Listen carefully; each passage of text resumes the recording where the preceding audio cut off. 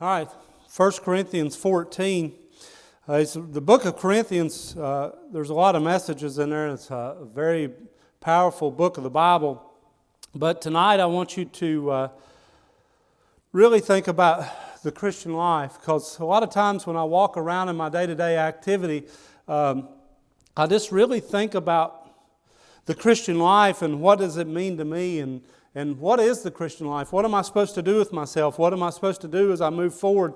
What is my purpose, and what is God calling me to do? And you know, you struggle with things that come your way. It's just life in general just throws things at you, and it's a constant battle to remember really what you're here for. You get tied up in the things of this world. You get tied up in the things of life. You get tied up raising a family, and those are good things, you know. But you need to remember your main purpose for life is to be the Christian God called you to be. And when I think about being a Christian, I think, well, what does that entail? You know, what do I need to do? And here's the truth. We so many times make the Christian life a whole lot harder than it ever should be. The Christian life is, as Paul writes about and we'll read about here, the Christian life is not about falsehood, it's about the truth. Because here's the truth, we could come in here every single day that we have the doors open, and we could preach Jesus Christ, and that's what we need. And our life needs Jesus. Our families need Jesus. Our community needs Jesus. Everybody we come in contact with needs Jesus. But we need to understand our part of that message of Jesus Christ to others. And when we come in here, we need to understand the simplicity of Jesus. He said, I gave my life for you. There's nothing else that you can do. You can't work. You can't earn it. You can't get it by family money. You can't get it by your attendance. It all comes by faith and trust in me. And God loved us, and we understand that this concept of love is a powerful thing, that God for so loved the world that He gave His only begotten Son. For who? For you and I, that if we believe in Him and we trust in Him and we have faith in Him, that we shall be set free. We'll be born again. We'll have salvation through the Lord Jesus Christ. And we love the Lord because He first loved us. And this love should drive us up to a place that we take the gospel for the account it is and take it simply where God's called us to go. I really struggle in my Christian life getting a hold of what God's called me to do. And some of you might be that way. Some of you might not be. I really struggle with my day-to-day activities, just understanding what God has for me. And the truth is, the gospel message is love. And in love, there's no division. And in love, there's no falsehood. But I really think, and I'm really compelled, this is preaching to me right here, I really think that we've become what Corinth was known for when Paul started preaching. They were known for being a strumpet. You say, what's that mean? They was known for being a harlot. They were known for being false. You say, well, wait a minute. You're calling me as a Christian. You're calling me false. You're calling me as a harlot. Well, it's real easy to become that way as a Christian. And I'm raising my hand to say, that's me. Because here's the truth. When you and I don't accept the truth and get up every single day and die to self, we feed our flesh. And our flesh will drive us and draw us and use us and spit us out and spend our days not for the cause of Christ, but for the cause of self. You say, what's that mean? What are you saying? Corinth is a strump. Here's the way it is in our Christian life. I'll give you this example. I come here tonight to preach. That's what God called me to do. Cody asked me to fill in. God's called me to be a preacher. God's not called me to be a pastor. God's called me to be a preacher. I come here tonight knowing I was going to preach. You like my shirt? If I took my coat off, it'd tell a different story. Here's my shirt. Looks good, right? I come to church. I knew I had to preach. You know you got to come with a tie and a suit on. I mean, your dog collar, and you got to have all that on, right? Well, here's the relation to our Christian life, our day-to-day Christian life. And if you're honest with yourself, you'll see it. I ironed the front of this shirt. I didn't iron the sleeves of the back. It's funny. I was quick. You know why I did that? Because I knew I have a coat on. You wouldn't be able to see the rest. Your Christian life, my Christian life, can easily come just like this shirt. It can look good on the front side, but you take the coat off. You go to work on Monday. You have a hard time come to you. You show up with a family issue, and the coat comes off, and you start seeing all the bad wrinkles. You start seeing the true shirt for what it is. That's us. Your Christian life is not about what you do sitting here in these pews. My Christian life is not what I do inside this church. This church is a great place. I love it. If you really get a hold of the church is a spiritual hospital. It's like got the emergency room doors out front. We're rolling in this place. We come in here to get help. We come in to get courage. We come to get bandaged up, to get some antibiotics. We come to get some shots, some needed help. And we come to go back out into where God's called us to go and share the gospel, which is love. And with this, I want you to think about this, 1 Corinthians 14.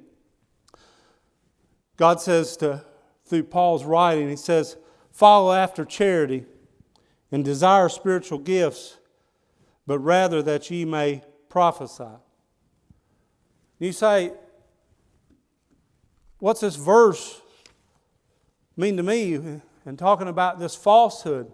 Well, here's the opportunity for us to understand something. God gives you the gift of love. And through that gift, there is no false truth. We are called to follow after charity. You say, well, what's charity? I sort of hit on this in Sunday school, and it sort of stuck with me this week to think about my life. But what is charity? Charity's love. Of course, we know that. We see it in chapter 13. But what is really charity? It says to follow after. The verse says there, 1 Corinthians chapter 14, verse 1, it says, follow after charity. What am I to follow after? I'm to follow after love. I'm to follow after benevolence. That benevolence is the disposition to do good or to have a desire to promote someone else's happiness. To build up.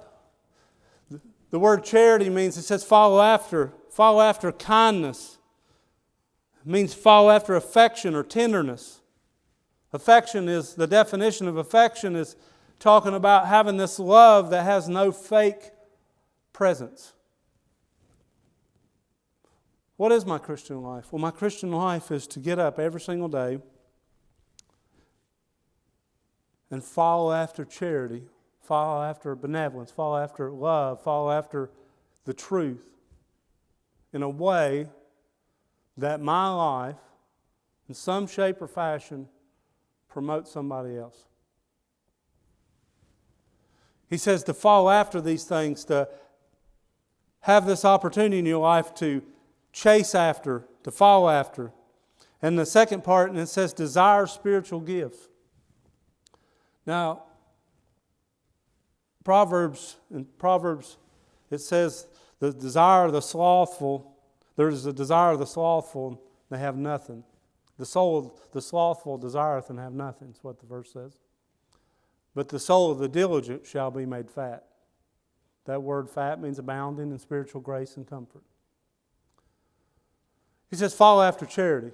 When you follow after charity, you follow these things, then you add to, that word add to the desire of the spiritual gifts. Now, a desire, a bad thing. It says in the Proverbs, says the soul of the sluggard desireth and have nothing. A desire is a desire, but that's all it is. See, I could desire to be a good husband. I could desire to be a good father. I could desire to be a good friend. I could desire to be faithful. Are those bad things? No. Is it bad for a man to desire to be a good husband? No. Is it a desire to be truthful? Is that bad? No. But if I leave that desire as a desire, then that's all I have. If I desire to be a good husband, but I don't take the step in a direction to be a diligent person. That small, steady steps, what diligence means. If I don't take that desire and do something with it, I have nothing. So if you follow after charity, you learn charity, you trust in charity, you allow God to work in your life because you understand that He works in mysterious ways, and you say, listen, I'm going to follow after charity, I'm going to read my Bible, I'm going to have this relationship with the Lord, and I'm going to fellowship with Him. And I'm going to desire the spiritual gifts: love, joy, peace, gentleness, kindness, meekness, faith. I'm going to desire those spiritual gifts. But I don't do anything with them. What do I have? 1 Corinthians 13 says, you have nothing. Look here. Flip over back to 1 Corinthians 13.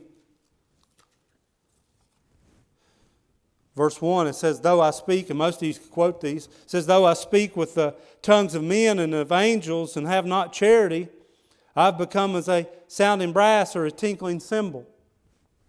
What's that sound like?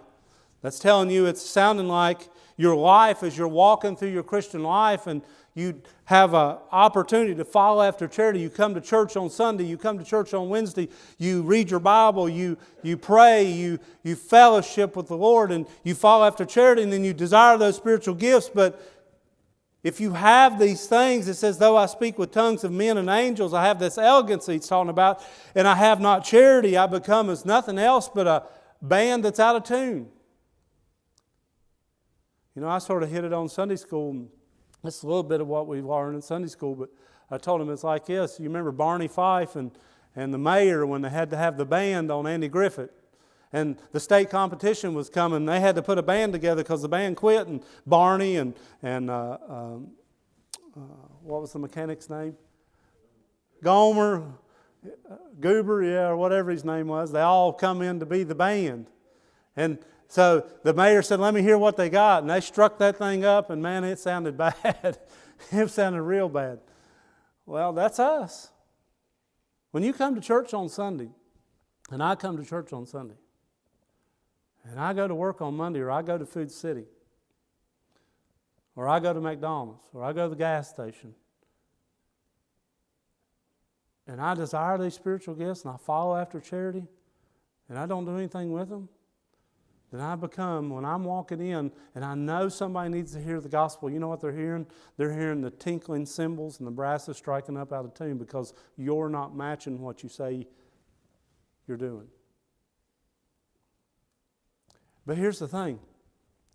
The Christian life is not some big to-do as what you've got to muster up. It's all about the surrendering. He says if you don't have this charity, you don't have this love, you're out of tune. Verse 2 of 13 says, and though I have the gift of prophecy and understand all mysteries and all knowledge, and though I have all faith so that I can remove mountains and have not charity, I have this benevolence or love, I have nothing. Verse 3, and it says, though I bestow all my goods to feed the poor, and though I give my body to be burned and have not charity, it profiteth me nothing. It says, follow after charity in verse 14, or chapter 14, verse 1. And then it says, desire these spiritual gifts. I think we're sitting in a church day, age, that we've got a lot of people that's got spiritual gifts. But they never used them. You know why? Because we're scared. What are we scared of? We're scared of failure. We're scared of rebuke. We're scared of discouragement.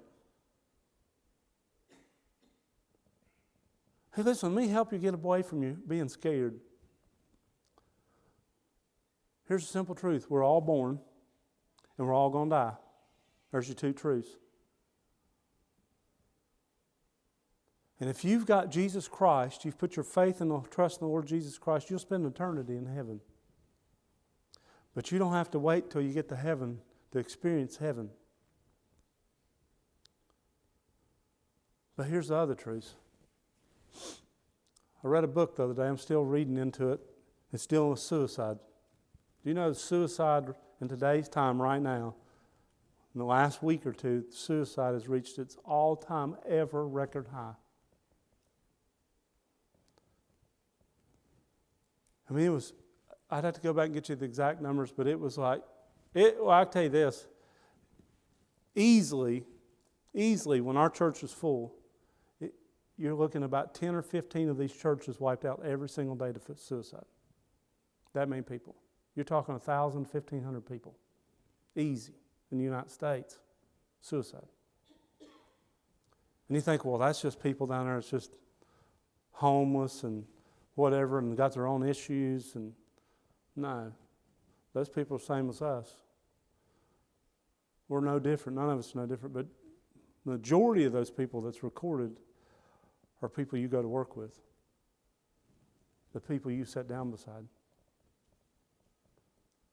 And the majority of today's time, the people are not even, they're not even making signs that that's what they're going to do. They just commit suicide. They don't write a note. They don't run away. They don't do anything. It's just one day they're there and one day they're not. Hey, listen, if you desire to follow after and you have opportunity to follow after Christ, and you desire those spiritual gifts, then you'll get to this point 3 if you put them to action. It says here, chapter 14, verse 1, it says, follow after charity and desire spiritual gifts, but rather that ye may prophesy. You say, what does this prophesy mean? Well, this prophesy, what it's speaking of here, means that your life should be a message that tells everybody you come in contact with about who sent the message and what the message is about. Here's what prophesying in our Christian life should look like. We desire to follow after charity. We follow after it. We desire to have spiritual gifts. We obtain those things through the grace of God. Through the gift of God, we are allowed to have long-suffering, gentleness, kindness, meekness. And we put those things to action, and our life screams the love of Christ. I think we're missing it as a church. You know why? Because I think the world, and I know for sure that the world is trying to wax us over to get our minds on something else. To get us tied up in today's times. To get us tied up in the division. To get us so busy and so concerned with all these things around us that we forget about the love of God as they are shed abroad for whosoever.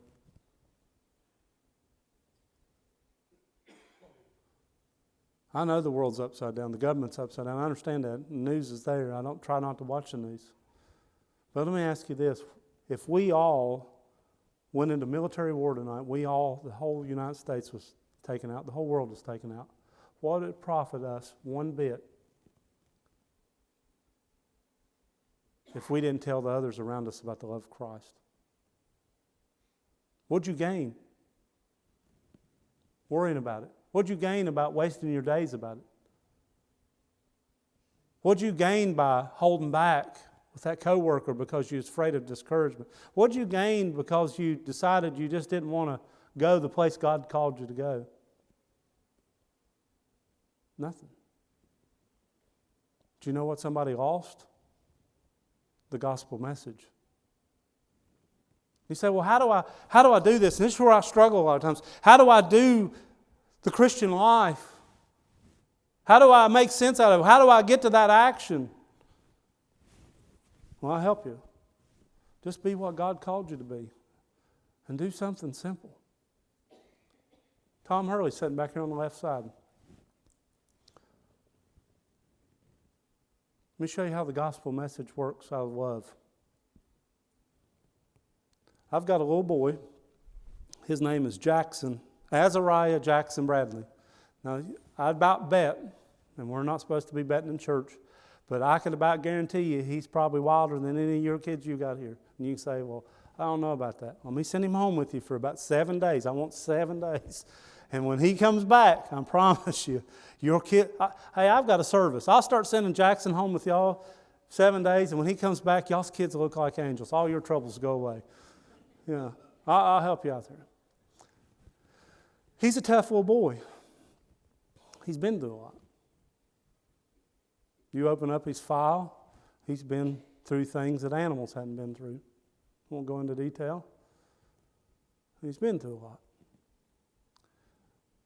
Tom Hurley has no connection to Azariah Jackson Bradley. He's not kin to him. He's not bus ministry. He's not in his Sunday school class. But Tom Hurley comes ever so often and pick up Azariah Jackson Bradley and takes him fishing. Tom don't have to do that. But you know what he's preached to my son doing that? He's preached Jesus. You know why? Because that's love. The last kid you probably want to take out in your free time would be Jackson.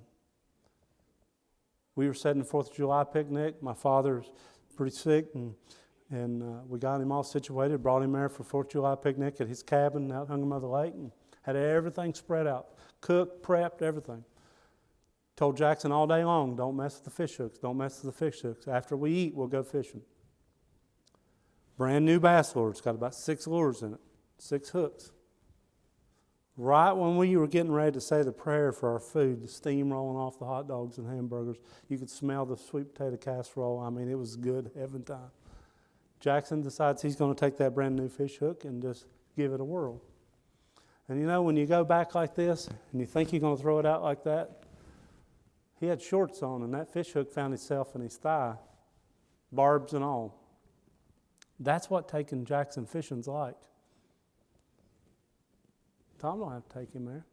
He has no accountability, no responsibility, nothing that says he has to do that. But to me, that's the gospel message. And you say, well, what does that mean to me? That's how simple the gospel is for us. What have you done lately that's different?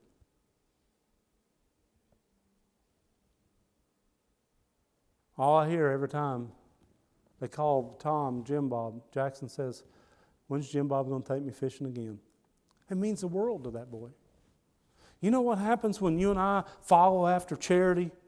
We desire their spiritual gifts and say, listen, I've got these gifts and I've got to do something with them. Then I prophesy when I take this desire and I move forward. And I prophesy not sitting here saying, let me read to you James 3:6. Let me read to you this. No, you know what I prophesy? I prophesy God working in my life and God using me in a way that makes an impact on others. I'll give you another one. I've got ladies that show up at my house every so often. Just out of the blue, they'll call and say, hey, you're home. Yeah, I'm home. They show up with a spread of food, drop it on my table. They leave with a smile on their face and joy in their heart. That's the gospel message. You're saying, well, what am I supposed to do? Feed everybody? No, I'm not telling you to feed everybody, but that's what those ladies do. What has God called you to do? What those opportunities? Pick up the phone. Maybe you're a good listener. Ask the lady at Food City that's checking you out. Ask her how she's doing. Don't just stand there with your grumpy face on. Mad. And don't go over the self-checkout lines and be mad at that either. I get that too. You have all these kids in line, you go to the Food City and you roll up in there and that one little girl, here's what she's thinking because here's what she's dealt with the Christians. She's sitting there in that fetal position in the middle waiting for you just to tear her up and tell her what a good person she is because there's no checkout lines open in Food City and you're a good paying customer. You know what she's not expecting? For you as a Christian to ask her how her day's going. You know, once you get to the point you say, well, I thank the Lord I got enough money to buy these groceries. You know, God's called us to be different than the world. And I think so many times we get tied up with trying to be this perfect iron shirt Christian that we just don't show people the truth. And we don't invest in the ways God called us to invest.